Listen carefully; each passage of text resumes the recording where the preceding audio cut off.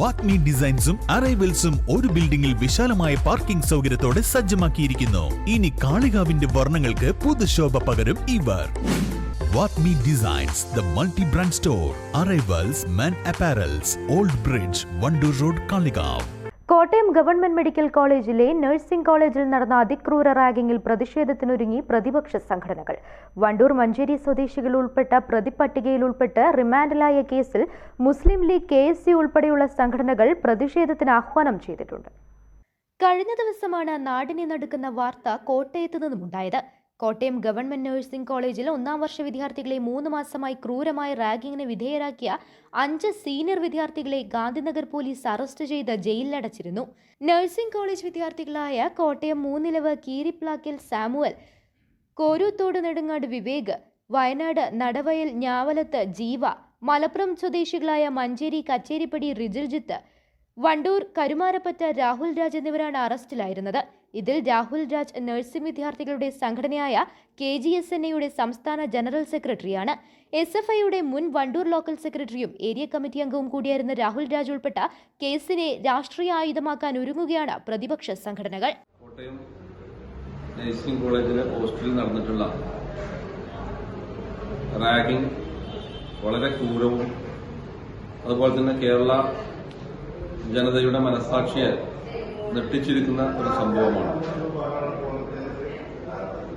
നമ്മളൊക്കെ മനസ്സിലാക്കിയതുപോലെ നഴ്സിംഗിന് പഠിക്കുന്ന വിദ്യാർത്ഥികൾ 2-3 വർഷത്തെ പഠനത്തിന് ശേഷം രോഗികൾക്ക് സ്വാതന്ത്ര്യമാകാൻ വേണ്ടി കൂടെ നിൽക്കേണ്ട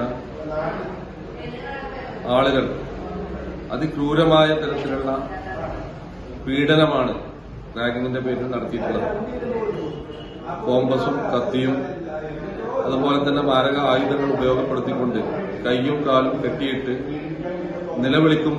പ്രയാസപ്പെട്ട് നിലവിളിക്കുമ്പോൾ അതിൽ ആനന്ദം കാണുന്ന തരത്തിലുള്ള പ്രവർത്തനമാണ് അവിടെ നടത്തിയിട്ടുള്ളത്. ഈ ദൃശ്യങ്ങൾ കണ്ട എല്ലാ ആളുകൾക്കും അറിയാം, വളരെ വേദനാജനകമായ ഒരു കാഴ്ചയാണ് ആ ദൃശ്യങ്ങളിലൂടെ നമ്മൾ കണ്ടുകൊണ്ടിരിക്കുന്നത്. ഇവിടെ ഇതിന് നേതൃത്വം നൽകിയ 5 പേരിൽ 2ാം പ്രതിയായിട്ടുള്ളത് വണ്ടൂരിലെ SFIയുടെ പ്രവർത്തകനാണ്. വിദ്യാർത്ഥികൾക്ക് മാതൃകയാകേണ്ട ഇത്തരത്തിലുള്ള പ്രവർത്തകർ, പ്രത്യേകിച്ച് കേരള ഗവൺമെന്റ് നഴ്സിംഗ് യൂണിയന്റെ സംസ്ഥാന ജനറൽ സെക്രട്ടറി ആയിട്ടുള്ള വ്യക്തി ഉൾപ്പെടെയുള്ള ആളുകൾ ചെയ്തിട്ടുള്ള ഈ ക്രൂരത ഒരിക്കലും ഇനിയുള്ള ഒരു വിദ്യാർത്ഥികൾക്ക് അനുഭവിക്കാനുള്ള സാഹചര്യം ഇല്ലാതിരിക്കാൻ വേണ്ടി പ്രവർത്തിക്കേണ്ടത് നാട്ടിൽ പ്രവർത്തിക്കുന്ന രാഷ്ട്രീയ പാർട്ടികളുടെയും യുവജന സംഘങ്ങളുടെയും വിദ്യാർത്ഥി സംഘങ്ങളുടെയും ഒക്കെ ബാധ്യതയാണ് എന്ന് മനസ്സിലാക്കിക്കൊണ്ടാണ് ഇത്തരത്തിലുള്ള പ്രതിഷേധ പരിപാടി സംഘടിപ്പിക്കുന്നത്. ഇന്ന് വൈകുന്നേരം 7 മണിക്ക് വണ്ടൂരിൽ മുസ്ലിം ലീഗ് പാർട്ടി പ്രതിഷേധ പരിപാടി സംഘടിപ്പിച്ചിട്ടുണ്ട്. അതിലേക്ക് എല്ലാ ആളുകളെയും കൃത്യമായി സ്വാഗതം ചെയ്യുകയാണ്. മനുഷ്യ മനസാക്ഷി ഞെട്ടിക്കുന്ന തരത്തിലുള്ള റാഗിങ്ങിന്റെ ദൃശ്യങ്ങൾ ഉൾപ്പെടെ കഴിഞ്ഞ ദിവസം പുറത്തു വന്നിട്ടുണ്ട്. കോളേജിൽ അധ്യയനം തുടങ്ങിയ കഴിഞ്ഞ നവംബർ 4 മുതൽ തിങ്കളാഴ്ച വരെ തിരുവനന്തപുരം സ്വദേശികളായ 6 വിദ്യാർത്ഥികളാണ് റാഗിങ്ങിന് വിധേയരായത്. വിദ്യാർത്ഥികളെ കട്ടിലിൽ കെട്ടിയിട്ട് കോമ്പസ് ഉപയോഗിച്ച് ശരീരത്തിൽ മുറിവുകളുണ്ടാക്കിയും കത്തിവെച്ച് ഭീഷണിപ്പെടുത്തിയുമാണ് ക്രൂരപീഡനം നടത്തിയത്. ശരീരമാസകലം വരഞ്ഞ് മുറിവുണ്ടാക്കുന്നതും ഈ മുറിവുകളിൽ ലോഷൻ ഒഴിക്കുന്നതും ദൃശ്യങ്ങളിലുണ്ട്.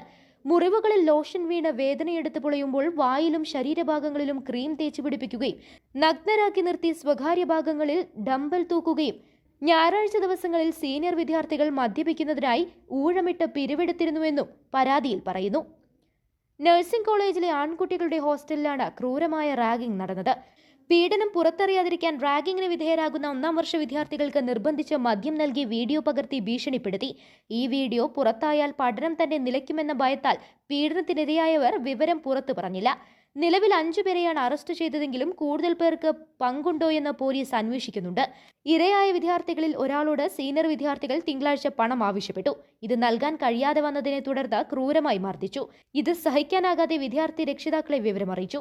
രക്ഷിതാക്കളുടെ നിർദ്ദേശപ്രകാരമാണ് 1ാം വർഷ വിദ്യാർത്ഥികൾ ഗാന്ധിനഗർ പോലീസിൽ പരാതി നൽകിയത്. തുടക്കത്തിലെ തർക്കമെന്ന് കരുതിയാണ് പോലീസ് അന്വേഷണം ആരംഭിച്ചത്.